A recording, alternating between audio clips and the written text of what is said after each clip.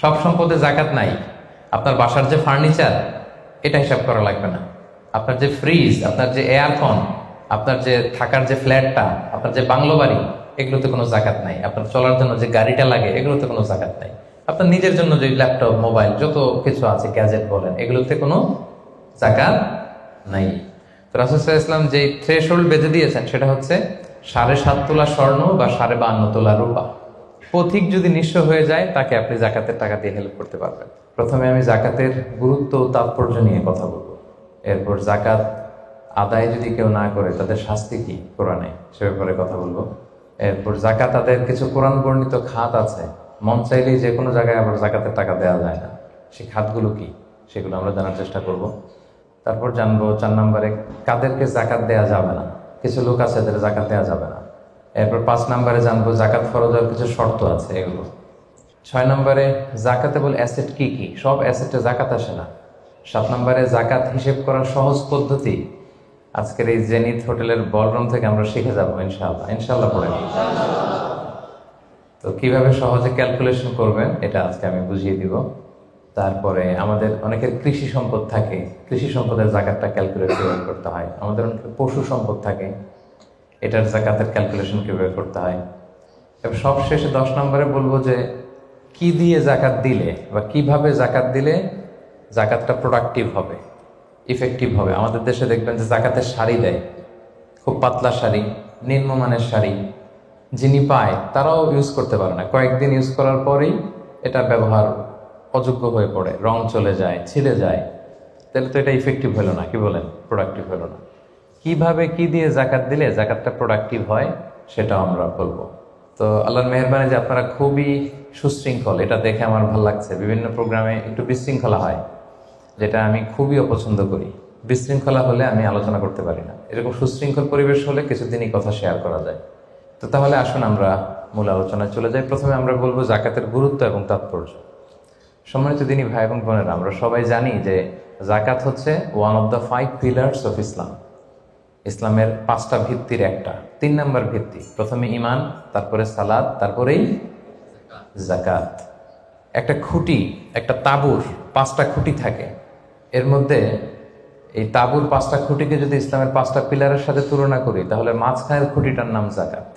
মাঝখানের খুঁটি না থাকলে যেমনি তাঁবু উঁচু হয়ে দাঁড়াতে পারে না, তেমনি জাকাত ভিত্তিক অর্থ ব্যবস্থা না হলেও মুসলিম উম্মাহ মাথা উঁচু করে দাঁড়াতে পারে না। যেমন এখন আমাদের জাকাত ভিত্তিক অর্থ ব্যবস্থা নাই, ফলে গোটা বিশ্বে আমরা কিন্তু ওইরকম নেতৃত্ব স্থানীয় বা উন্নতির একেবারে শীর্ষস্থানে ওই পর্যায়ে কিন্তু আমরা যেতে পারি নাই, কারণ জাকাতের যে ডাইনামিজম, এটাকে আমরা কাজে লাগাইনি। তো যারা দান করে তাদেরকে আল্লাহ তাআলা খুব পছন্দ করে। দানশীল ব্যক্তি, তিনি কিয়ামতের দিন নিজের আমলনামা দেখে বিশ্বাসই করতে পারবে না এটা তার আমলনামা। কারণ আল্লাহ তাআলা ওই দানের সওয়াবটাকে ফুলিয়ে ফাঁপিয়ে পেলে পুষে পাহাড়ের সমান করে তারপরে আমলনামায় ঢুকিয়ে দিবে।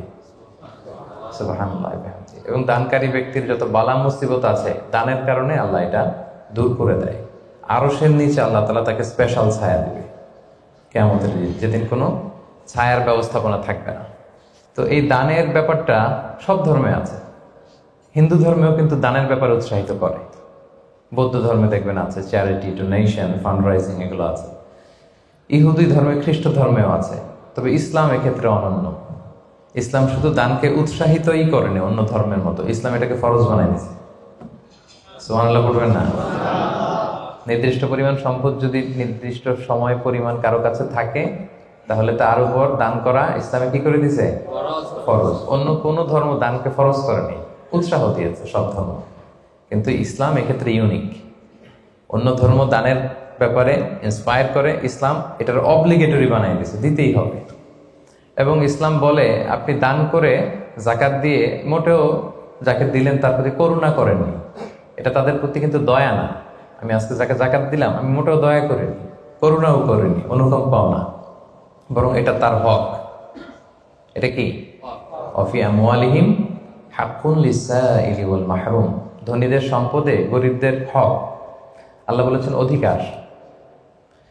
বলা যায় যে ওরা আমাকে দয়া দেখিয়েছে। যে গরিব ভাইটা আমার জাকাত নিয়ে গেল, ও আমাকে দয়া করেছে, কারণ আমার জন্য জাকাত দেওয়া ফরজ। আমার জন্য জাকাত দেওয়া কি? আমি আদায় করতে না পারলে জাহান্নামে যাব। কিন্তু যে জাকাত নেয়ার হকদার, ওর জন্য কি জাকাত নেয়া ফরজ? কথা বুঝে নাই বোধহয়।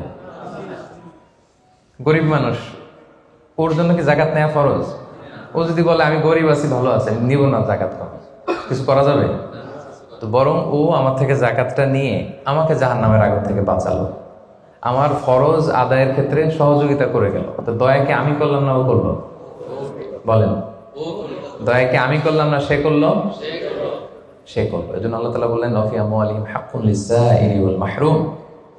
ধনীদের সম্পদে গরিবদের অধিকার আছে। এটা অধিকার, এটা কোনো রকম দয়া বা অনুকম্পা নয়। কারণ ইসলাম চায় একটা সুন্দর মানবিক সমাজ ব্যবস্থা গড়ে তুলতে। শহরের এক পাশে গাছতলা, আরেক পাশে পাঁচতলা। শহরের এক পাশে 5 স্টার 7 স্টার হোটেল, বৃত্ত, বৈভব, আনন্দ, উল্লাস, এন্টারটেইনমেন্টে মানুষ ফুর্তিতে মজে থাকবে। আর শহরের আরেক পাশে বস্তি, না খেয়ে মানুষ চিকিৎসার অভাবে ধুকে ধুকে মরবে। ইসলাম এটা চায় না। ইসলাম চায় সম্পদের তারল্য সবার হাতে পৌঁছে যাক। কাইলা ইয়াকুনা দুলাতান বাইনাল আগনিয়াই মিনকুম। আল্লাহ বলেন সম্পদ যেন শুধু তোমাদের ধনীদের হাতে কুক্ষিগত না হয়, এজন্য আমি এই জাকাতের ব্যবস্থাপনা করেছি। ফলে সবার কাছে এই জাকাতের অর্থ কিন্তু পৌঁছে যাবে। তাহলে সম্মানিত ভাই এবং বোনেরা, আমরা বুঝলাম এই জাকাত কিন্তু যাদের উপর ফরজ হয়েছে এটা আপনাকে আদায় করতেই হবে, এখানে কোনো ছাড় নেই। এবং এটা গরিবদের অধিকার, এটা সোশ্যাল সিকিউরিটি নেট, যাতে সকলের কাছে অর্থের তারল্য পৌঁছে যায়। এজন্য আল্লাহ তাআলা জাকাতকে ফরজ করেছেন। তাহলে জাকাতের গুরুত্ব তাৎপর্য তো বুঝলেন না?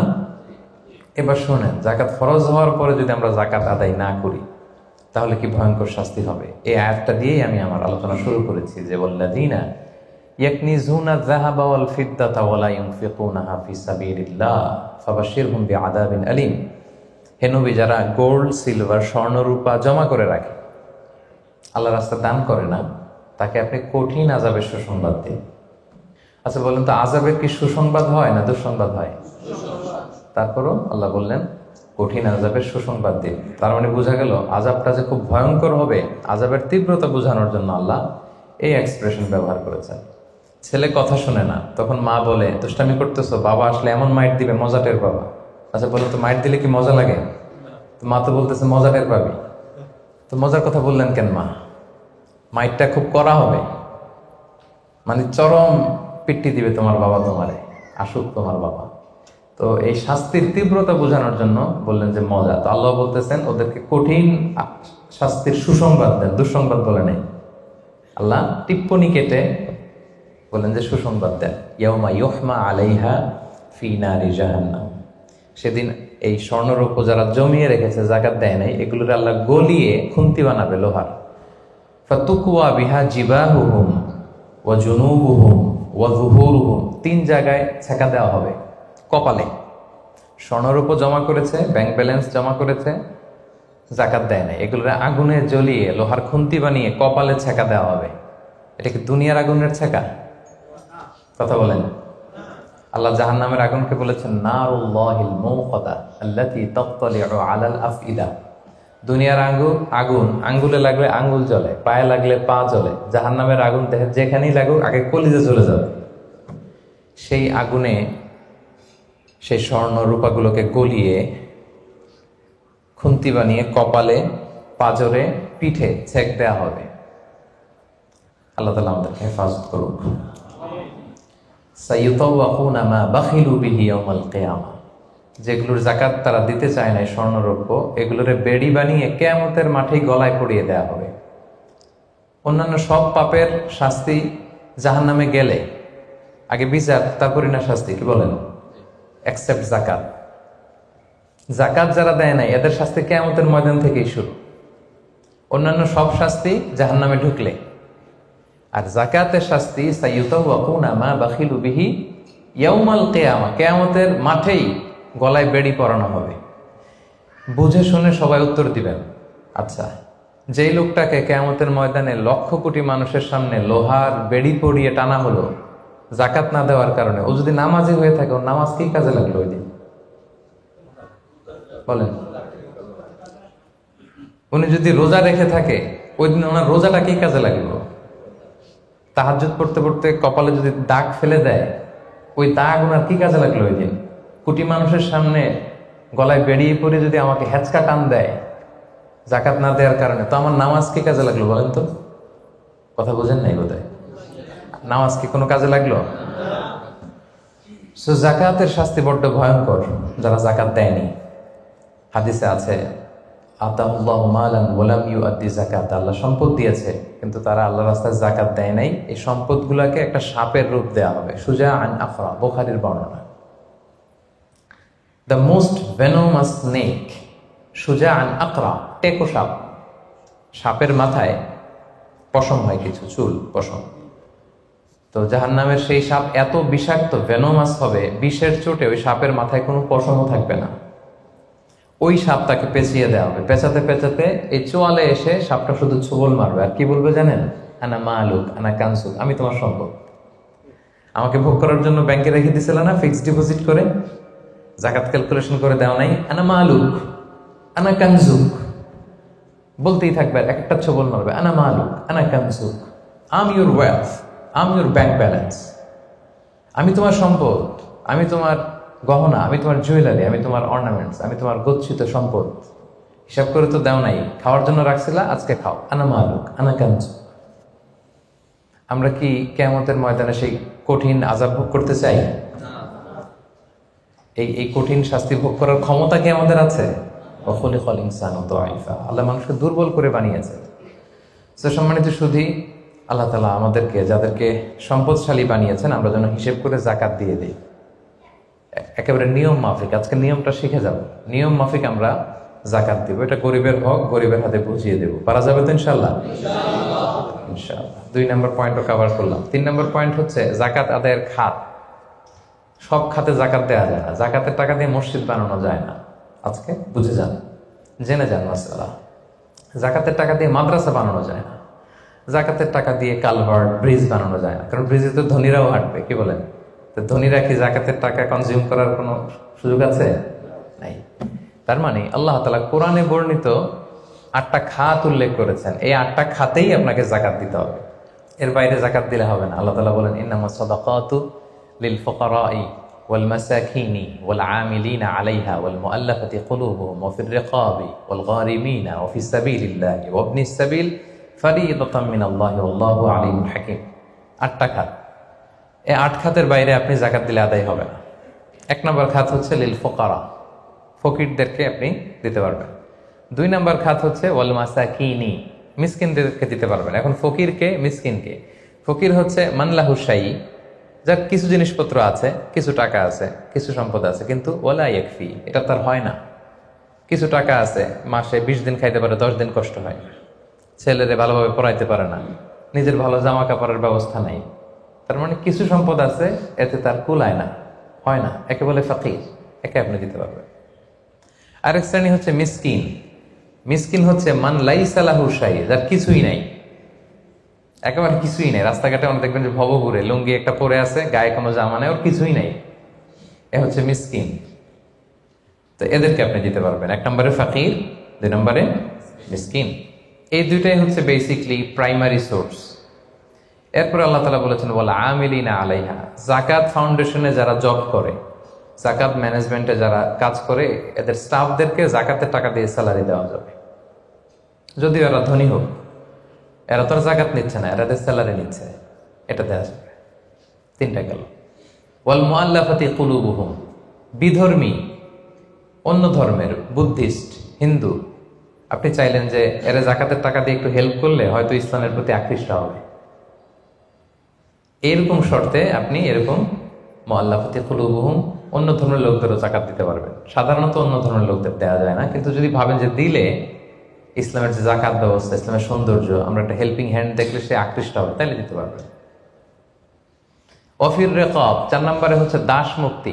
সম্মানিত ভাই বোন বোনেরা, দাস আজাদ করার ক্ষেত্রে আপনি যাকাতের টাকা দিতে পারবেন। তো এখন তো আর দাস নাই, এখন কি করতে পারবেন? এখন এই যে প্রিজনারদেরকে, কারাবন্দী আছে না অনেকে, উল্টাপাল্টা মামলা দিয়ে হামলা করে জেলে ঢুকায় রাখছে, তো এর এখন আইনজীবী চালানো লাগে, এর এদিকে টাকা লাগে, ওদিকে টাকা লাগে, বা তার মুক্তির জন্য টাকা লাগতেছে, বা কাউকে কিডন্যাপ করা হয়েছে, গুম করা হয়েছে, এই সমস্ত ইস্যুতে তাদের প্রাণ রক্ষার জন্য, কারামুক্তির জন্য আপনি যাকাতের টাকা দিয়ে হেল্প করতে পারবেন। চাপটা গেল। ওয়াল গারিমিন, ঋণগ্রস্ত ব্যক্তি, ঋণের বোঝায় প্রতিদিন খালি ধরে পাওনাদাররা, তার মানে জীবন চালানো না বিশ্বাস হয়ে পড়তেছে, তাকে আপনি ঋণের বোঝা হালকা করার জন্য দিতে পারবেন। অফিস সাবিলিল্লাহ, 6 নম্বর হচ্ছে আল্লাহর রাস্তায় যারা আছে। এগুলোর প্রত্যেকটা আমি 1 ঘন্টা করে আলোচনা করতে পারবো। প্রত্যেকটা পয়েন্ট যদি ইন ডিটেল ফিকহি ইস্যুসগুলো নিয়ে কথা বলি, লম্বা চড়ে আলোচনা হবে। আমি জাস্ট আপনাদের মাথায় একটু করে জাস্ট শোনাচ্ছি, তাহলে ওভারঅল একটা ধারণা আপনি পেয়ে যাবেন। ফি সাবিলিল্লাহ, আল্লাহর রাস্তায় যারা আছে, এর দ্বারা উদ্দেশ্য হচ্ছে যারা আল্লাহর রাস্তায় জেহাদ করছে। ফিলিস্তিনে আমার ভাইরা জেহাদ করছে, কাশ্মীরে জেহাদ করছে, সশস্ত্র সংগ্রামে তাদের যে যুদ্ধাস্ত্র যা যা প্রয়োজন, এই ক্ষেত্রে আপনি দিতে পারবেন। আধুনিক সময় অনেক স্কলাররা বলে যে এই যে এতিমখানাতে অনেক ছেলে আছে অনাথ এতিম, তারপর টাকা পয়সা নাই, তারাও তো তাদের লাইফটা ইসলামের জ্ঞান আহরণের জন্যই ডেডিকেট করেছে, তারাও ফি সাবিলিল্লাহ, ওখানেও দিতে পারবে। সর্বশেষ হচ্ছে ফি সাবিলিল্লাহি ওয়াবনিস সাবিল, পথিক। পথিক যদি নিঃস্ব হয়ে যায়, তাকে আপনি জাকাতের টাকা দিয়ে হেল্প করতে পারবেন। ধরেন একজন পথিক, বাড়ি হচ্ছে কেলান্তান, এখন কেলে আইসা মলম পাটির খপ্পরে পড়া সব শেষ, কিছুই নাই আর, তার সব নিয়ে গেছে। তো এখন সে ওইদিকে কেলান্তানে অনেক ধনী, কিন্তু এইখানে টাকা পয়সা নাই। এখন এই যে তার টাকা নাই, তাকে পোষতে হবে, তা খাইতে হবে, আপনি জাকাতের টাকা দিয়ে তাকে হেল্প করতে পারবেন। এখন অবশ্য এটা খুব প্রযোজ্য না, কারণ ক্রেডিট কার্ড থাকে বাংলাদেশে, ধরেন বিকাশ সে সিস্টেম আছে, বা সামহাও তার কারো নাম্বার মুখস্থ থাকলে ফোন করলে টাকার ব্যবস্থা হয়ে যাবে। কিন্তু শরীয়ত কিন্তু এটাও রেখেছে, পথিক মুসাফিরকে আপনি হেল্প করতে পারবেন। তাহলে এই 8টা খাত ছাড়া কিন্তু সম্মানিত ভাই বোন বোনেরা, আপনি অন্য খাতে জাকাত দিলে জাকাত আদায় হবে? মন মতো দিলে হবে না। কিন্তু 4 নম্বরে আমরা জানবো কাদেরকে জাকাত দেওয়া যাবে না। এতক্ষণ তো জানলাম কোথায় কোথায় দেওয়া যাবে, এবার শুনবো কাদের দেওয়া যাবে না। 1 নম্বর, হাশিমি খানদানের কাউকে দেওয়া যাবে না। বানু হাশিম মানে রাসূলুল্লাহ সাল্লাল্লাহু আলাইহি ওয়াসাল্লামের বংশধর। আমাদের একটা বংশ আছে না, কেউ মুন্সি বংশ, কেউ চৌধুরী বংশ, কেউ ওই বংশ। রাসূল সাল্লাল্লাহু আলাইহি ওয়াসাল্লামের বংশের নাম কি? হ্যাঁ, কুরাইশের হাশিমি খানদানের বংশ, বানু হাশিম। ওনারা কুরাইশ হচ্ছে অনেক বড় একটা গ্রুপ, এটার মধ্যে বানু জাহারা আছে, বানু হাশিম আছে। তো এখানে রাসূল সাল্লাল্লাহু আলাইহি ওয়াসাল্লাম হচ্ছেন বনু হাশিম। বনু হাশিমের লিনিয়েজে যারা আসবে, আপনি যদি জানতে পারেন তিনি বনু হাশিম, আপনি জাকাত দিতে পারবেন না, ওনারা জাকাত খেতে পারবে না। তাদের মধ্যে এখন যদি কেউ গরিব থাকে, আপনি অন্য ফান্ড থেকে দিবেন, এমনি চ্যারিটি করবেন, কিন্তু জাকাতের টাকা আমাদেরকে দেওয়া যাবে না, যেহেতু নবীর বংশের সম্মানিত। জাকাতের খেজুর একবার মদিনায় স্তূপ করে রাখা। রাসূল সাল্লাল্লাহু আলাইহি ওয়াসাল্লামের ছোট নাতি হুসাইন রাদিয়াল্লাহু তাআলা আনহু, তখন তো ছোট পায়ে হাঁটতে হাঁটতে যে ওই জাকাতের একটা খেজুর নিয়ে খাওয়া শুরু করছে। বাচ্চা থাকতে তো সবাই আমরা এরকমই করতাম, খাবার পেলেই কি বিস্কিট দেখলে চকলেট দেখলে এটা কার আমার না কার এটা দেখার বিষয় না, আগে মুখে দাও। তো হুসাইন রাদিয়াল্লাহু তাআলা আনহু জাকাতের খেজুর তো উনি বোঝে নাই, উনি হাঁটতে হাঁটতে যে জাকাতের খেজুর খাওয়া শুরু করছে। রাসূল সাল্লাল্লাহু আলাইহি ওয়াসাল্লাম দূর থেকে দেখে উনি দৌড়ে গেলেন, যে বললেন কিহ কিহ, হাদিসে আছে শব্দটা, আরবিতে বলে কিহ কিহ, মানে আমরা বাংলায় কি বলি ওয়াক থু, থু মেরে ফেলে দাও, থুতু ফেলো যেটা বলি। রাসূল সাল্লাল্লাহু আলাইহি ওয়াসাল্লাম বললেন লা তা'লাম আন্না লা নাকুলু সাদাকা, নানা ভাই তুমি কি জানো না যে আমরা সাদাকার মাল খেতে পারি না? নাতিকে শিক্ষা দিচ্ছে, এডুকেট করছে যে হুসাইন তুমি কি জানো না যে আমরা সাদাকার মাল খেতে পারি না, আমরা তো বানু হাশিম। এবং রাসূল সাল্লাল্লাহু আলাইহি ওয়াসাল্লাম জোর করে ওই খেজুরটা বের করে দিলেন মুখ থেকে। তাহলে বনু হাশিমের কাউকে দেওয়া যাবে না, অমুসলিম কাউকে জাকাত দেওয়া যাবে না, এক্সেপ্ট ওয়াল মুআল্লাফাতি কুলুবুহুম, যদি এই ইস্যু হয় যে এটা দিলে ইসলামের প্রতি তার একটা আকর্ষণ বাড়বে, এরকম হলে দিতে পারবেন, ইন জেনারেলি দেওয়া যাবে না। 3 নম্বর হচ্ছে ধনী কাউকে জাকাত দেওয়া যাবে না। যার টাকা আছে এরা জাকাত দেওয়া যাবে, পয়সাওয়ালা কাউকে না। তবে এখানে এক্সেপশন হচ্ছে ওই যে ওয়ালা আমিলিনা আলাইহা, জাকাত সেন্টারে যদি জব করে স্যালারি দেওয়া যাবে। পথিক হয়ে যদি নিঃস্ব হয়ে যায়, আসলে ধনী তো রাস্তায় টাকা পয়সা হারাই ফেলছে, তাকে দেওয়া যাবে। আল্লাহ রাস্তায় জেহাদ করতেছে, ধনী, কিন্তু জেহাদের সামগ্রীর মধ্যে যদি জাকাতের সম্পদের কিছু থাকে, ওটা উনি ইউজ করতে পারবে। 4 নাম্বার, ঔরসজাত সম্পর্কের কাউরে জাকাত দেওয়া যায় না। হ্যাঁ, আপনার বাবা, আপনার মা, আপনার নানা নানি, দাদা দাদি, যত উপরে যাক, এদেরকে আপনি জাকাত দিতে পারবেন না। আপনার নিচের যারা, আপনার ছেলে মেয়ে, আপনার নাতি নাতনি, এদের ছেলে মেয়ে ছেলে মেয়ে ছেলে মেয়ে যত যাবে, যত নিচে যাক, জাকাত দিতে পারবেন না। গেল। 5 নাম্বার হচ্ছে স্বামী তার স্ত্রীকে জাকাত দিতে পারবে না। কেন? কারণ স্ত্রীর ভরণ পোষণ দেয়া স্বামীর জন্য কি ফরজ বা ওয়াজিব। তা আপনার তো তার ভরণ পোষণ দিতে হবে, জাকাত দেবেন কিভাবে? স্ত্রী দিতে পারবে হাজবেন্ডকে। ইন এনি কেস আসলে হাজবেন্ড ওয়াইফের মধ্যে জাকাত দেওয়ানোর সম্পর্ক নাকি? তো ভালোবাসার সম্পর্ক, স্বামী স্ত্রীর মধ্যে তো ভালোবাসার সম্পর্ক। তো ইন এনি কেস ইসলাম বলে যে প্রত্যেকে কিন্তু ইন্ডিভিজুয়াল। একটা জিনিস খেয়াল রাখবেন, আপনি আর ভাবির জাকাত কিন্তু একসাথে হবে না, বুঝতে পারছেন? ভাবির জাকাত ভাবি দিবে, আপনার জাকাত আপনি দিবেন। ইসলামে প্রত্যেককে আলাদা ইন্ডিভিজুয়াল হিসেবে আল্লাহর কাছে দাঁড়াইতে হবে। নামাজের হিসাব যেমনি আমার আলাদা, আমার বউয়ের আলাদা, জাকাতেরটাও আমার আলাদা, আমার স্ত্রীর আলাদা। অনুরূপভাবে যাদের ভরণ পোষণের দায়িত্ব আপনার কাঁধের উপর, তাদেরকে আপনি জাকাত দিতে পারবেন না, কারণ এটা আপনার দায়িত্ব, এজন্য পারবেন না। এবার জাকাত ফরজ হওয়ার শর্ত আছে, এই শর্তগুলো আমরা শুনব। 5টা শর্ত। প্রাইমারি শর্ত হচ্ছে নেশাব পরিমাণ সম্পদের মালিক হওয়া, আর এটা হাওলানিল হাউল, 1 বছর থাকা। এগুলো হচ্ছে প্রাইমারি শর্ত। আরো 3টা সেকেন্ডারি শর্ত হচ্ছে আল মিলকিয়া, পূর্ণ ওনারশিপ থাকা, আর জিয়াদা, এটা আপনার অতিরিক্ত টাকা এটা হওয়া, আর হচ্ছে আদামুদ্দুয়ুন, ঋণ না থাকা। এই 5টা শর্ত আমি ব্যাখ্যা করলে আপনি বুঝবেন। 1 নম্বর হচ্ছে নিসাব পরিমাণ সম্পদের মালিক হওয়া। আপনি সামান্য কিছু সম্পদের মালিক হইলে এখান থেকে জাকাত দিতে হবে, শরীয়ত কিন্তু এটা বলে নাই। সুবহানাল্লাহ। আপনি জাকাতের নিয়ম শুনলে দেখবেন যে ইসলাম কতটা ব্যালেন্সড। একটা থ্রেশহোল্ড আছে, একটা স্ট্যান্ডার্ড আছে, এই মানে গেলে দিবেন। সেটা কত? সেটা গোল্ড আর সিলভার দিয়ে রাসূল সাল্লাল্লাহু আলাইহি ওয়াসাল্লাম দিয়েছেন, কারণ তখন গোল্ড আর সিলভারের কয়েন ছিল, মুদ্রা ছিল। আগে কিন্তু সোনা আর রূপা দিয়েই মুদ্রা বানানো হতো, পরে এটা পেপার মানি শুরু হয়েছে, কাগজের টাকা। তো একটা হচ্ছে দিনার আর একটা দিরহাম। তো রাসূল সাল্লাল্লাহু আলাইহি ওয়াসাল্লাম যে থ্রেশহোল্ড বেঁধে দিয়েছেন সেটা হচ্ছে 7.5 তোলা স্বর্ণ বা 52.5 তোলা রূপা। আই রিপিট, এটা সবাই জানেন আশা করি, যে 7.5 তোলা স্বর্ণ আর 52.5 তোলা রূপা। আধুনিক সময়ে গ্রাম দিয়ে দোকানদাররা হিসাব করে, তো গ্রাম দিয়ে যদি আপনি বুঝেন তাহলে 85 গ্রাম স্বর্ণ অথবা 595 গ্রাম রূপা, এটা হচ্ছে থ্রেশহোল্ড নিসাব, অথবা এর সমপরিমাণ অর্থ, ক্যাশ টাকা যদি আপনার কাছে থাকে, তাহলে আপনি নিসাবের মালিক হয়েছেন। যেদিন আপনি এই নিসাবের মালিক হবেন ওই দিনটা আপনি ডায়েরিতে টুকে রাখবেন, কারণ এটা যদি 1 বছর আপনার কাছে এরকম থাকে, 1 বছর পরে যে আপনি জাকাত দিবেন, কিভাবে দিবেন আমি সামনে বলবো। তো এই নেসাব নিয়ে একটা প্রবলেম আছে। প্রবলেমটা হচ্ছে 7.5 তোলা স্বর্ণ আর 52.5 তোলা রূপার দাম কিন্তু এক না। 52.5 তোলা রূপার দাম খুব কম, আর 7.5 তোলা স্বর্ণের দাম অনেক বেশি। এটা হইল একটাই কম আর একটা বেশি। ঘটনা হচ্ছে রাসূল সাল্লাল্লাহু আলাইহি ওয়াসাল্লাম যখন এই থ্রেশহোল্ডটা বেঁধে দিয়েছিলেন নিসাবটা, তখন দুইটার মান সমান ছিল। তখন 7.5 তোলা স্বর্ণ দিয়ে 52.5 তোলার মতো রূপা পাওয়া যেত, অথবা কেউ 52.5 তোলা রূপা বিক্রি করলে 7.5 তোলা স্বর্ণ পেত। কিন্তু পরে সিলভার ফল করতে শুরু করলো, ফল করতে করতে আজকে এই অবস্থা। গোল্ড আবার খুব একটা ফল করে নাই, ফলে গোল্ডের স্টেবিলিটিটা এখনো রয়ে গিয়েছে। তো এখন আপনি কোনটা ধরে দিবেন জাকাতটা? যদি আপনি রূপা ধরেন, কথার কথা, রূপা যদি এই 1 ভরির দাম 1000 টাকা হয়, তাহলে 52.5 ভরির দাম কত? 52,500 টাকা। কিন্তু স্বর্ণ যদি আপনি হিসাব করেন, 1 ভরি যদি 50,000 হয়, 7.5 ভরি কত? 3.5 লাখ প্লাস, তাহলে প্রায় 7 গুণ কম বেশি, তাই না? এটা নিয়ে হয়ে গেছে জটিলতা। তো এখন আপনি কোনটা ধরে দিবেন?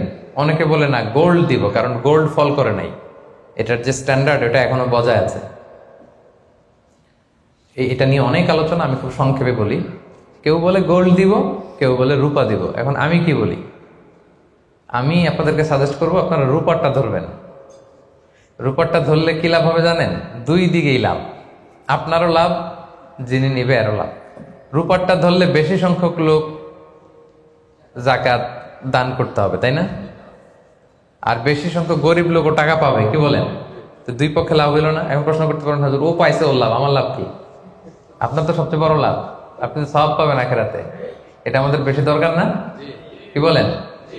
যিনি গ্রহীতা উনি পেয়ে লাভ, তার লাভ হইল, আর যিনি দাতা তিনি সওয়াব পেয়ে লাভবান হইলেন, তিনি সম্মানিত জাকাত দাতা হইলেন। অল্প আসুক না, ধরেন আপনার 1000 টাকা জাকাত আসছে, তা আপনি যদি 1000 টাকা জাকাত দেন, এটা আপনার হৃদয়ে একটা প্রশান্তির কারণ হবে না? যে আমি সম্মানিত জাকাত দাতা, আলহামদুলিল্লাহ, আই এম এ জাকাত পেয়ার। এবং এত বড় একটা ফরজ ইবাদতের লিস্টে যে আপনি ঢুকতে পারছেন এটাও তো কম কিসে, কি বলেন? এজন্য স্বর্ণেরটা না ধরে রূপারটা ধরবেন। আপনাদের যে টাকা পয়সা, আপনাদের তো হীরা দিয়ে করা দরকার আপনাদের নেশাব। এনিওয়ে, তো এজন্য আপনারা রূপারটা ধরবেন, তাহলে লোকজন উপকৃত হবে বেশি, সম্মানিত ভাই বোন বোনেরা। তাহলে 5টা শর্তের প্রথমটা তো বুঝে গেছেন, নেশাব, কি বলেন? নেশাব বুঝে গেছেন না? 2 নম্বর শর্ত হচ্ছে শুধু এই নেশাব পরিমাণ সম্পদের মালিক হইলেই হবে না ভাইয়েরা, এটাকে হাল আনিল হাউল বলে, মানে 1 বছর আপনার কাছে থাকতে হবে। দেখেন ইসলাম কতটা ভারসাম্যপূর্ণ। কিছু টাকা আপনার কাছে থাকলে এই জাকাত দাও না, এটা 1 বছর থাকতে হবে। যদি দেখা যায় যে আপনার সব খরচ শেষে 1 বছর এই টাকাটা আপনার কাছে অলস পড়ে আছে, তাহলে বোঝা গেল যে আপনি সম্পদশালী এবং আপনার অর্থের একটা স্টেবিলিটি আছে, কি বলেন? তাহলে আপনি নেশাব পরিমাণ সম্পদের মালিক হলেন, এবং 1 বছর যদি থাকে, 1 বছর শেষে আপনি জাকাত দিবেন।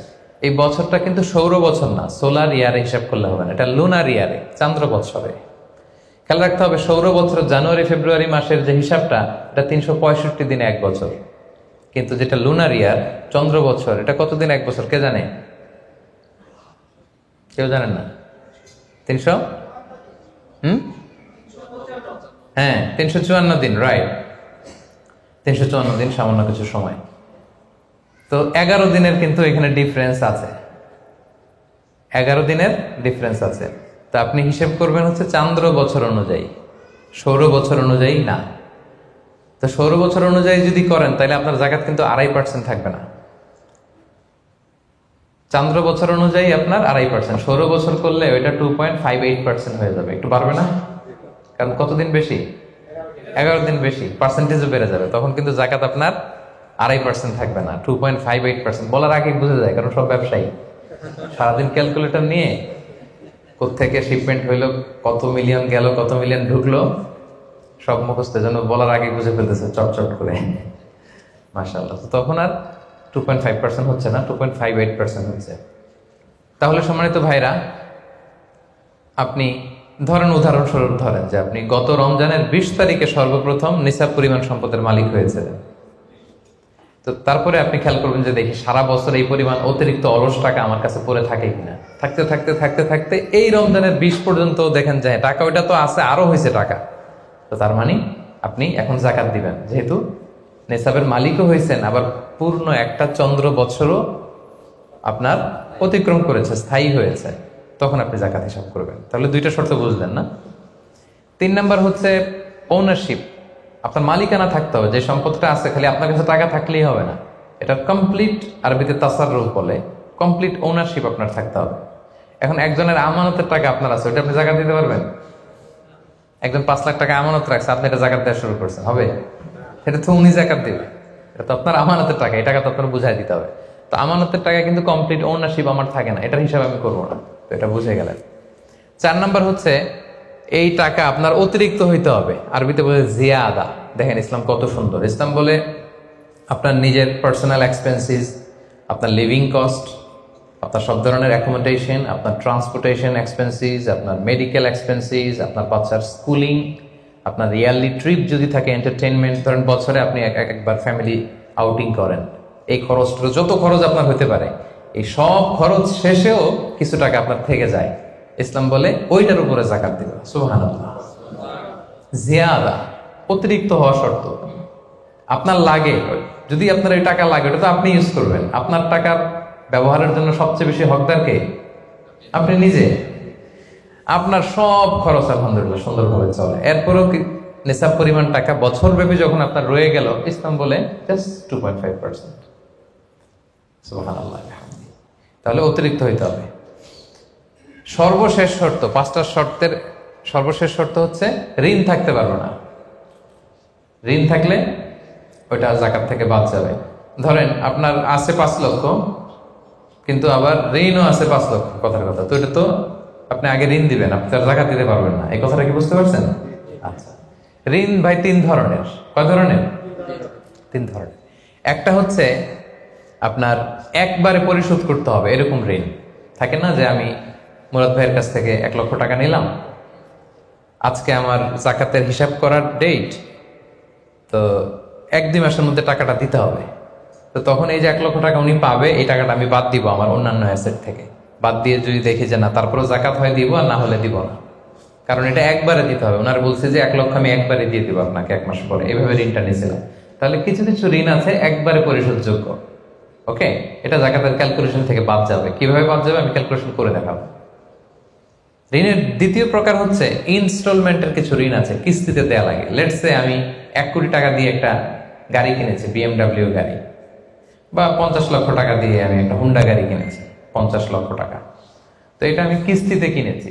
কিস্তির ঋণ যদি হয় তাহলে আপনি কিন্তু পুরোটা বাদ দিতে পারবেন না।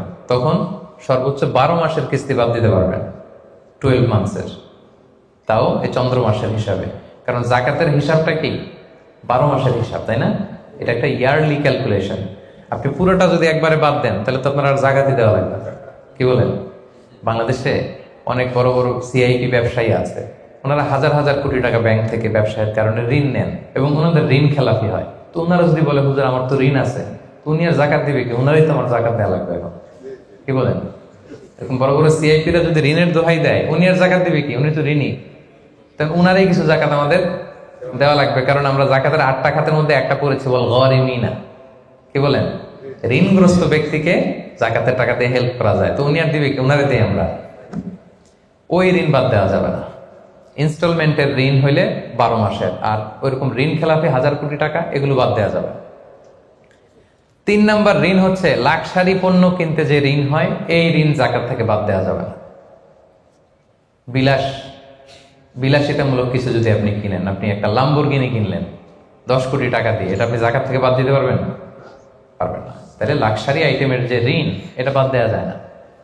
তাহলে ঋণের ব্যাপারটা পুরোপুরি বুঝে গেছেন না? এই 5টা শর্ত যদি থাকে আপনার মধ্যে পাওয়া যায়, অর্থাৎ আল্লাহ তাআলা আপনাকে একটা নিসাব পরিমাণ সম্পদের মালিক বানিয়েছেন, এটা আল্লাহ তাআলা পুরো 1 বছর আপনার এই পরিমাণ টাকা আপনার মধ্যে স্টেবল ছিল, এবং এটার পূর্ণ ওনারশিপ আপনার আছে, এবং এটা আপনার সব খরচের অতিরিক্ত, এবং সবশেষে এটা আপনার ঋণের বাইরে। ওই সম্পদ থেকে আল্লাহ তাআলা আপনাকে জাকাত দিতে বলেছেন। তাহলে জাকাতের শর্ত সবার ক্লিয়ার? এবার হচ্ছে জাকাত যোগ্য সম্পদ কি কি? জাকাতে বলে অ্যাসেট, সব সম্পদে জাকাত হয় না। এই পয়েন্টটা খুব গুরুত্বপূর্ণ, আপনাদেরকে মনোযোগ দিয়ে শুনতে হবে। আপনারা মনোযোগ দিয়ে শুনতেছেন তো? আপনি ধরেন ওই যে উদাহরণ দিয়েছিলাম, গত রমজানের 20 তারিখে নেশাব পরিমাণ সম্পদের মালিক হয়েছেন, দেখলেন সারা বছর আছে এই টাকাটা। তো এই 20 রমজানে তো আপনি এখন হিসাব করবেন, তাই না? তো হিসাবে আপনি কি কি ধরবেন? সব সম্পদে জাকাত নাই। আপনার বাসার যে ফার্নিচার, এটা হিসাব করা লাগবে না। আপনার যে ফ্রিজ, আপনার যে এয়ারকন, আপনার যে থাকার যে ফ্ল্যাটটা, আপনার যে বাংলো বাড়ি, এগুলোতে কোনো জাকাত নাই। আপনার চলার জন্য যে গাড়িটা লাগে, এগুলোতে কোনো জাকাত নাই। আপনার নিজের জন্য যে ল্যাপটপ, মোবাইল, যত কিছু আছে, গ্যাজেট বলেন, এগুলোতে কোনো জাকাত নাই। তাহলে কি কিসে জাকাত আছে? জাকাতে বলে অ্যাসেট কি, জাকাত যোগ্য সম্পদ কি, সেটা আমরা শুনি। 1 নাম্বার হচ্ছে সোনা রূপা, gold and silver in its any form, যে কোনো ফর্মে, যে কোনো ফর্মে। এটা জুয়েলারি হোক, অর্নামেন্টস হোক, এটা বার হোক, বিস্কিট হোক। অনেকে গোল্ডের বার কিনে না, দেখবেন 999 এর ফাইনেস্ট গোল্ড, একেবারে খাপটাত নাই, 24 ক্যারেটের গোল্ড, 999 লেখা থাকবে এটার উপর চকচকে, আপনার গোল্ডের বার, গোল্ডের বিস্কিট। অনেকে শখ করে গোল্ডের প্লেট, টেপ, তৈজসপত্র এগুলো কিনে। হ্যাঁ, স্বর্ণের ঘড়ি অনেকে কিনে। পুরুষের জন্য কিন্তু স্বর্ণের ঘড়ি, আংটি কোনোটাই পরা বৈধ না। কিন্তু যদি কেউ কিনে, স্বর্ণের কলম আছে, শখ করে কিনে অনেকে, টাকা রাখার জায়গা পায় না, তো ভাবে যে একটা কলম কিনে ফেলি স্বর্ণের, তারপর স্বর্ণের ঘড়ি, স্বর্ণের এই সেই।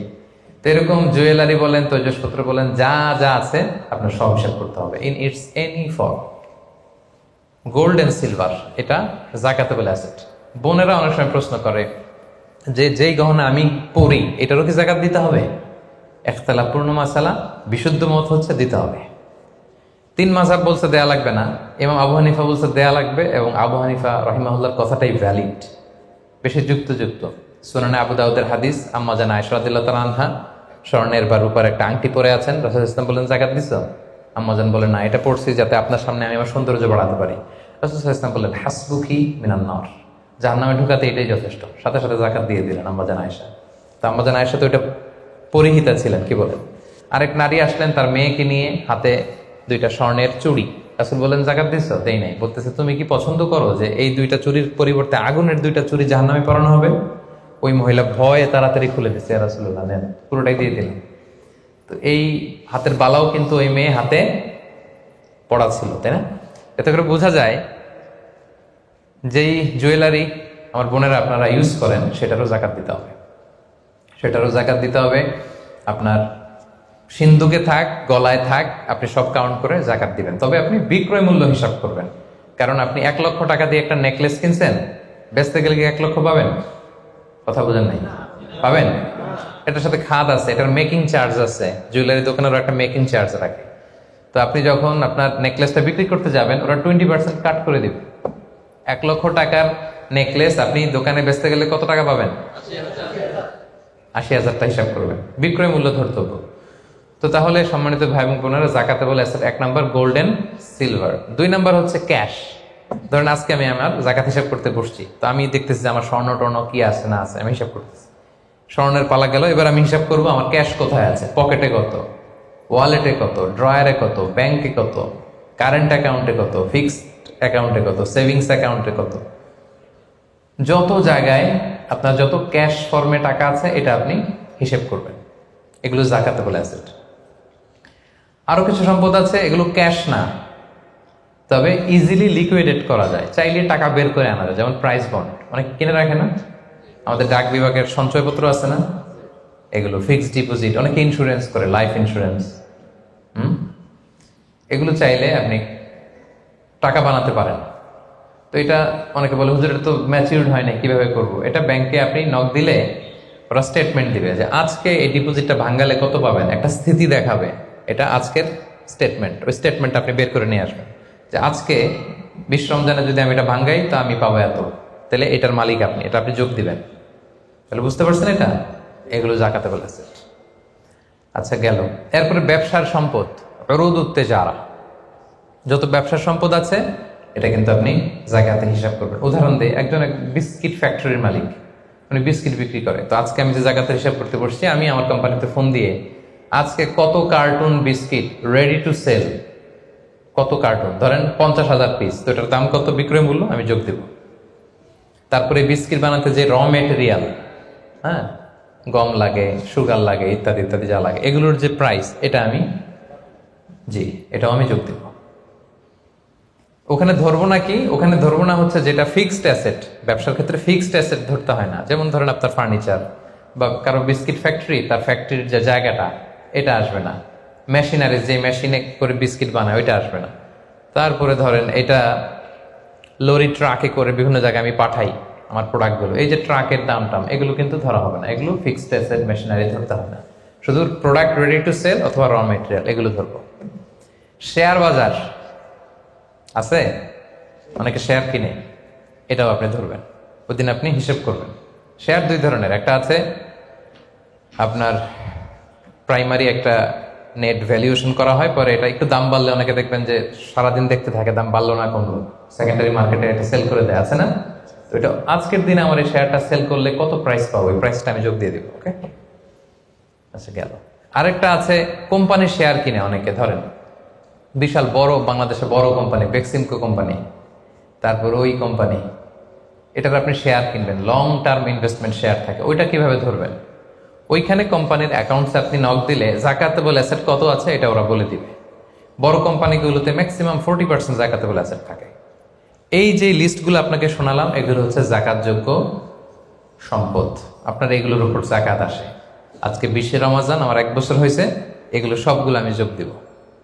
তাহলে জাকাতযোগ্য সম্পদ কি, মোটামুটি একটা ধারণা পেয়েছি না? পেলাম। এবার সহজে জাকাত কিভাবে হিসাব করব?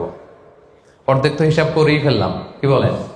এই যে লিস্ট করে করে স্বর্ণ, ক্যাশ, ডিপোজিট, সঞ্চয়পত্র, আমার শেয়ার বাজার, আমার ইনভেস্টমেন্ট, আমার ডিপোজিট, আমার এটা এটা এটা করতে করতে করতে করতে বিশাল, ধরেন একটা উদাহরণস্বরূপ বলি যে ধরেন 20 লাখ দাঁড়ালো আমার, 20 লাখ টাকা, স্বর্ণের দাম সহ ইত্যাদি সহ সবসময়। এবার হিসাবটা কিভাবে করব? হিসাবটা খুব সহজ। আমার জাকাতেবল অ্যাসেট আমি সব হিসাব দিয়ে পাইলাম কয় লাখ টাকা? 20 লাখ। এবার আমার যদি ঋণ থাকে, আমি ঋণটা এখান থেকে বাদ দেব। আমরা শুরুতে বলছিলাম এক ধরনের ঋণ আছে একবারে দিয়ে দিতে হবে, এরকম একবারে ঋণ দেওয়ার যদি আমার কিছু থাকে ওইটা আমি বাদ দিব। ধরেন আমার একবারে ঋণ দেওয়ার আছে 5 লাখ টাকা, যেটা আমাকে একবারই পরিশোধ করতে হবে অল্প কিছুদিনের মধ্যেই, তাহলে এটা আমি বাদ দিতে পারবো। তো 5 লাখ টাকা যদি 20 লাখ টাকা থেকে বাদ দিয়ে কত থাকে? 15 লাখ। এরপর আমি বলেছিলাম যে কিস্তিতে যে ঋণগুলো থাকে সেক্ষেত্রেও আমি বাদ দিতে পারবো ম্যাক্সিমাম 1 বছর, 12 মান্থস। ধরেন যে বড় একটা কিছু আমি কিনেছি, সেখানে 12 মাসের আমার যে ঋণ, সেই ঋণ আসতেছে ধরেন যে কিস্তিতে, ধরেন আরো 5 লাখ, তাহলে কত বাদ গেল? 5 এ 5 10 লাখ, থাকলো কত? এই 10 লাখ হচ্ছে আপনার নাও জাকাতেবল অ্যাসেট। এই 10 লক্ষের উপর আপনি 2.5% জাকাত দিবেন। আর হিসাবটা যদি আপনি সূর্য বছর অনুযায়ী করেন তাহলে 2.58% দিবেন। সহজ হয়ে গেছে না মোটামুটি? হ্যাঁ, মোটামুটি সহজ হয়েছে না? এরপর এক একজনের এক এক ধরনের বিজনেস, এক এক ধরনের কোশ্চেন থাকবে। এটা পার্সোনালি কোনো মুফতির কাছে বা যে কোনো স্কলারের কাছে আপনার পার্সোনাল আলাদা করে হিসাব করা লাগলে এটা করে নেবেন। কিন্তু ওভারঅল জাকাতের কিভাবে ক্যালকুলেট করতে হয় এবং প্রসেসটা কি, রাইট প্রসেস, এটার একটা ধারণা তো আপনারা পেয়েছেন নাকি? বুঝতে পারছেন না সবাই? আচ্ছা, এরপরে বলেছিলাম ফসলের জাকাত মানে কৃষি সম্পদের জাকাত। কিছু চাষ করলেই জাকাত দিতে হয় না, এটার একটা নিসাব আছে, সেটা হচ্ছে কমপক্ষে 18 মণ। কমপক্ষে কয় মণ? 18 মণ। কমপক্ষে 18 মণ হইলে ফসলের জাকাত দিতে। আল্লাহ বলেন, ইয়া আইয়ুহাল্লাযীনা আমানু আনফিকু মিন তাইয়্যিবাতি মা কাসাবতুম ওয়া মিম্মা আখরাজনা লাকুম মিনাল আরদ। জমিন থেকে যেটা উৎপন্ন করে দেই এটাও আল্লাহর রাস্তায় দান করো। ওয়া আতু হাক্কাহু ইয়াওমা হাসাদি, যেদিন ফসল হারভেস্টিং করে ঘরে তুলবেন ওই দিনই জাকাত দিতে হবে। মজার ব্যাপার হচ্ছে ফসলের ক্ষেত্রে বা কৃষিজ পণ্যের ক্ষেত্রে কিন্তু 1 বছর অপেক্ষা করা লাগে না। এর আগে টাকা পয়সা, স্বর্ণালঙ্কার এগুলো 1 বছর আছে কিনা দেখতে হয়। কিন্তু যারা কৃষি কাজ করে ফসলের ক্ষেত্রে 1 বছর 1 বছর নাই, ফসল যেদিন কাটবেন ওই দিনই ফসলের জাকাত। তো ফসলের জাকাতের জন্য 1 বছর ওয়েট করা লাগে না। তো আপনি নিজে ধরেন ধান খাওয়ার জন্য আপনি ফসল করছেন 10 মণ, ওটার জাকাত দেওয়া লাগবে? বুঝে থাকলে উত্তর দেন। 10 মণ ধান আমি করেছি, কেন লাগবে না? 18 মণ হয় নাই। দেখেন শরীয়ত কত সুন্দর, কিছু আপনি করলেই জাকাত দিতে বলে নাই, এটা একটা স্ট্যান্ডার্ড আছে। লাইসা ফিমা দুনা খামসাতে আউসুকিন সাদাকা, 5 ওসাকের নিচে জাকাত হয় না। 1 ওসাকে কত এভাবে হিসাব করে বের করা হয়েছে 720 কেজি, 18 মণ। 18 মণের নিচে হইলে জাকাত দেওয়া লাগবে না। আর একটা ব্যাপার হচ্ছে যে কোনো ফসলে জাকাত হয় না যে ফসলগুলোকে গুদামজাত করা যায়, পচনশীল যদি হয় হবে না। যেমন আম রাখা যায়, কলা রাখা যায়, পেঁপে রাখা যায়, শাকসবজি রাখা যায়, রাখা যাবে হচ্ছে চাল, ডাল, গম, ভুট্টা, খেজুর, এগুলা গুদামজাত যদি করা যায়, ওগুলো যদি 18 মণ হয় তাহলে আপনি জাকাত দেবেন। তো জামের চাষ যারা করে তারা কি মোটেও দিবে না জাকাতের কোনো কিছু থাকবে না? হ্যাঁ থাকবে। তাদের হচ্ছে উরুদুত যারা ব্যবসার হিসাবে ওই যে হিসাব করবে যেদিন, ওই দিন দেখবে যে আজকে আমার বিক্রি করার মতো কয় খাঁচি আম আছে, 40 খাঁচি আছে, দাম কত, ওই অন্যান্যর সাথে যুক্ত করে নিবে। কিন্তু ফসলের দিতে হইলে কমপক্ষে 18 মণ, এবং এটা গুদামজাত করা যায় এমন পণ্য হইতে হবে। কিভাবে দিব বলেন? 18 মণের বেশি করছেন, ধরেন 100 মণ হয়েছে আপনার ধানের, কিভাবে দিবেন? 2.5% দিবেন না।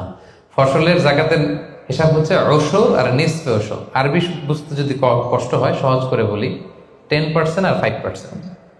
ফসলের জাকাত হচ্ছে ভাই 10% আর 5%। 10% আরবিতে বলে ওশর। কখন 10%? যখন এটা ইরিগেটেড ল্যান্ড হয়, আল্লাহর দেয়া বৃষ্টির পানিতে চাষ হয়ে যায়, আপনার আলাদা করে সেচ দেয়া লাগে না, আল্লাহর দেয়া বৃষ্টিতেই হয়ে যায়। এটা হচ্ছে কস্ট ফ্রি কাল্টিভেশন, আপনার খরচ টরচ নাই, আল্লাহ বৃষ্টি দিছে, ধান বুনে দিছেন, হয়ে গেছে। এটা 10% দেবেন। 100 মণ হইলে 10 মণ। আরেকটা হচ্ছে আপনার সেচ দেয়া লাগে, এটা হচ্ছে কস্ট বেসড ইরিগেট কাল্টিভেশন। আপনার সেচ দেয়া লাগে, কীটনাশক দেয়া লাগে, রাসায়নিক সার দেয়া লাগে, নিড়ানি দেয়া লাগে, এই করা লাগে সেই করা লাগে, আপনার খরচ বেশি। ওইখানে 10% না, ওখানে দেবেন কত পার্সেন্ট? 5%। 100 মণ ধানে কয় মণ দেখছেন? তার মানে দা more you cost the less you pay, the less you cost the more you pay। সুবহানাল্লাহ। এখন যদি বলেন হুজুর আমার তো কিছু বৃষ্টির পানিতেও হয়, আবার আমিও কিছু পানি দেই, এখন কি করবেন বলেন দেখি, কে বলতে পারে? 7.5% দিবেন। এই তো ব্যবসায়ী হইলে কি সুবিধা। তখন আপনি মাঝামাঝি দিবেন। যেহেতু বৃষ্টির পানির ফ্যাসিলিটিও আপনি পেয়েছেন, আপনারও পানি শেষ লাগছে, দুইটা যেহেতু, তাহলে 5 আর 10 এর মাঝামাঝি কত? 7.5। তো আপনি তখন 7.5% দিবেন। এটা হচ্ছে বিশাল আলোচনারে এক নির্যাস আমি আপনাদেরকে শোনালাম। চলে গেল কৃষি সম্পদ। এবার পশু সম্পদের জাকাত কিভাবে দিবেন? পশু সম্পদের যে লিস্ট, এটা আমাদের জন্য অ্যাপ্লিকেবল না। 40টা ছাগল হলে একটা ছাগল বছর শেষে, 30টা গরু হলে বছর শেষে, 5টা উট হলে, এটা আমাদের জন্য অ্যাপ্লিকেবল না। কারণ পশু সম্পদের জাকাত যদি দিতে হয়, শর্ত হচ্ছে এটা সায়েমা হইতে হবে। সায়েমা মানে পশুগুলা বনে বাদারে যে ঘাস লতা পাতা নিজেই খেয়ে আসে, এটার কোনো খাওয়ানো টাওয়ানো লাগে না। কিন্তু আমাদের যে পোলট্রি শিল্প, আমাদের যে গরুর ফার্ম, এটাকে ফ্যানের নিচে রাখতে হয়।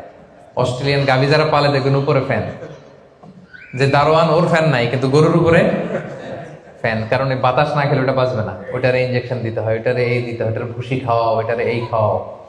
তো এই পোলট্রি শিল্প, হ্যাচারি শিল্প, দুধের বিজনেস যারা করে, তাদের আসলে রাসূল সাল্লাল্লাহু আলাইহি ওয়াসাল্লাম যে পশু সম্পদের জাকাতের যে লিস্ট বলেছেন, ওইটার আওতাভুক্ত হবে না। তো তারা কি কোনো জাকাত দিবে না? দিবে। ওই যে উরুদুত্তি যারা ব্যবসায়ের পণ্য হিসেবে, আমি দুধ বিক্রি করি, সো আজকে যখন আমি হিসাব করব, আমি দেখবো যে আমার কত লিটার রেডি টু সেল, জানলাম যে 300 কেজি আজকে আমার দুধ আসলে বিক্রি হবে, এটার দাম কত, এটা আমি যোগ দিয়ে দিব।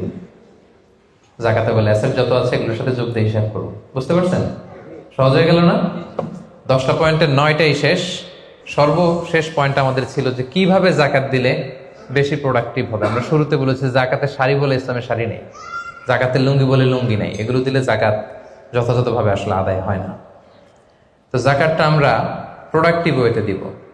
দুইভাবে দিলেই আদায় হয়। একটা হচ্ছে আপনার রেগুলার যে নেসেসিটি, এগুলো পূরণের জন্য জাকাত দিলেও হবে। যেমন খাওয়া নাই, তো আপনি খাবার কিনে দিলেন, জামা নাই, জামা কিনে দিলেন, চিকিৎসার অভাব, অসুস্থ, আপনি ওষুধ কিনে দিলেন, আদায় হবে। কিন্তু একটা দারিদ্র বিমোচন হবে না? হবে। আজকে আপনি কিছু খাবার দিলেন, ও খেয়ে কালকে আবার ওদিকে জাকাতের লাইন, ওদিকে যে দাঁড়াবে, কি বলেন? এরপরের দিন শুনবে যে ওইখানে নাকি শাড়ি দিবে, ওইখানে যাবে। আপনি যদি পার্মানেন্ট সলিউশন করার ট্রাই করেন, এইটা হচ্ছে সবচাইতে ইফেক্টিভ, সবচাইতে প্রোডাক্টিভ। তো সেটার জন্য কোনো ফাউন্ডেশনের আন্ডারে, কোনো বোর্ডের আন্ডারে যদি করা যায়, বা আপনাদের মতো বিজনেস ম্যাগনেট যারা আছেন, আপনাদের যদি কোনো জাকাত ম্যানেজমেন্ট এরকম বোর্ড থাকে, আপনারা যদি করতে পারেন, আপনারা আপনাদের এলাকায় আপনারা চাইলে এভাবে দারিদ্র বিমোচন করতে পারবেন। তবে এটার জন্য শর্ত হচ্ছে মনিটরিং করা লাগে। ধরেন আপনি একজন মহিলা সেলাই করতে জানে, তাকে সেলাই মেশিন কিনে দিলেন। একজন গরু পালতে চায়, গরু কিনে দিলেন। অস্ট্রেলিয়ান গাই কিনে দিলেন 2টা, এটার দুধ বিক্রি করে ফ্যামিলিটা মোটামুটি চলতেছে। এদের এক ছেলে আছে, সে সিএনজি চালাতে জানে, তো একটা সিএনজি কিনে দিলেন। এলাকায় সিএনজি চালায়, অটোরিকশা চালায়, ভ্যান চালায়, তার ফ্যামিলিটা চলবে না মোটামুটি? সে আর অন্য জায়গায় যে জাকাতের টাকা চাইবে? চাইবেন। এটা প্রোডাক্টিভ। তবে এটার ক্ষেত্রে আপনি যে পরে দিতে যাবেন না কিছু, দেখবেন কার কিসে আগ্রহ। আপনি যে সিএনজি কিনে একজনকে দিলেন, কদিন পরে দেখবেন যে সিএনজি পেয়েছে, ও গাঁজা কিনে খাইতেছে। এরকম আছে। আপনি একটা কিনে দিয়েছেন, ওইটাতে তার আগ্রহ নাই, ওটা দিবেন না। একজন এসে বললো যে আমি আমার ছেলে ভ্যান চালাই, 4 বছর আগের পুরান এক ভ্যানটা নষ্ট হয়ে গেছে, একটা ভালো ভ্যান হইলে আমাদের ফ্যামিলিটা চলতো। দেখলেন যে সে ভ্যান চালায়, ভ্যান চালানোর যোগ্যতা আছে, এরা এটা দিলে কাজ হবে, এরা 2টা ভ্যান কিনে দেন। একজন সিএনজি চালায়, সিএনজি নষ্ট হয়ে গেছে, তারে কিনে দেন। গরু পালার অভ্যাস আছে, নিতে চায়, স্বাবলম্বী হতে চায়, তাকে দেন। একজন এসে বললো যে আমার ছেলেটারে আমি বিদেশ পাঠাইতে চাই, ও যদি বিদেশে যায় আমার ফ্যামিলিটা সচ্ছল হবে, 5 লক্ষ টাকা লাগবে ওরে পাঠাতে। আমরা গরিব মানুষ 2 লাখ জোগাড় করছি, আর 3 লাখের জন্য পাঠাইতে পারতেছি না। চমৎকার, যদি দেশের বাইরে পাঠানো যায়। আপনি ওখানে 3 লাখ টাকা দিয়ে ছেলেটারে বিদেশে পাঠাই দিলেন, ওর প্রবাসী হিসেবে ও যে টাকা পাঠাবে, ওর পাঠানো টাকায় ওর ফ্যামিলিটা সচ্ছল হয়ে গেল। ঠিক না? এইভাবে যাকে যেটা দিলে, এটা আপনি বুঝবেন, যার ক্ষেত্রে যেটা অ্যাপ্লিকেবল, তাকে যদি আপনি ওইভাবে জাকাতের টাকাটা দেন, ওটা বেশি প্রোডাক্টিভ হবে, ওটা বেশি ইফেক্টিভ হবে। এইভাবে প্ল্যান করে করে যদি আপনারা আপনাদের জাকাতের টাকাগুলো যারা হকদার তাদের হাতে তুলে দিতে পারেন, একাত্তর সে স্বাবলম্বী হবে, দারিদ্র বিমোচন হবে, এবং সমাজ থেকে আমাদের দারিদ্রতা উঠে যাবে। দারিদ্রতা খুব খারাপ জিনিস। রাসূল সাল্লাল্লাহু আলাইহি ওয়াসাল্লাম এই দারিদ্রতা থেকে পানাহ চাইতেন। রাসূল সাল্লাল্লাহু আলাইহি ওয়াসাল্লাম সবসময় পড়তেন, আল্লাহুম্মা ইন্নী আউযু বিকা মিনাল ফাকরি ওয়াল কিল্লাতি ওয়াজ জিল্লাহ, মানে হে আল্লাহ, আমি দারিদ্রতা, আমি কমতি আর আমি জিল্লতি থেকে পানাহ চাই। রাসূল সাল্লাল্লাহু আলাইহি ওয়াসাল্লাম সবসময় দারিদ্রতা থেকে পানাহ চাইতেন। তো এই দারিদ্রতা বিমোচনের জন্য জাকাতের যে ডায়নামিজম, এটা আমাদেরকে প্রপার ওয়েতে কাজে লাগাতে হবে। আশা করি যে 10টি পয়েন্টে আপনাদের সাথে জাকাত ম্যানেজমেন্টের উপর আলোচনা করেছি। সবাই বুঝতে পারছেন না পয়েন্টগুলো? ওভারঅল কিভাবে জাকাত প্রসেসটা হয়, জাকাত দিতে হয়, একটা ধারণা হয়েছে না? আল্লাহ তাআলা আমাদের সবাইকে কথাগুলো বোঝার ও আমল করার তৌফিক দান করুন। আল্লাহ তাআলা তার মেহেরবানিতে আমাদের যাদেরকে সম্পদশালী বানিয়েছেন, আমরা যেন জাকাত দিয়ে ধন্য হতে পারি, আল্লাহ তৌফিক দান করুন। আমরা যেন এই জাকাতের মাধ্যমে দারিদ্রতা বিমোচন করতে পারি, অভাগা সুবিধা বঞ্চিত মানুষের মুখে যেন আমরা হাসি ফোটাতে পারি, আল্লাহ তাআলা তৌফিক দান করুন।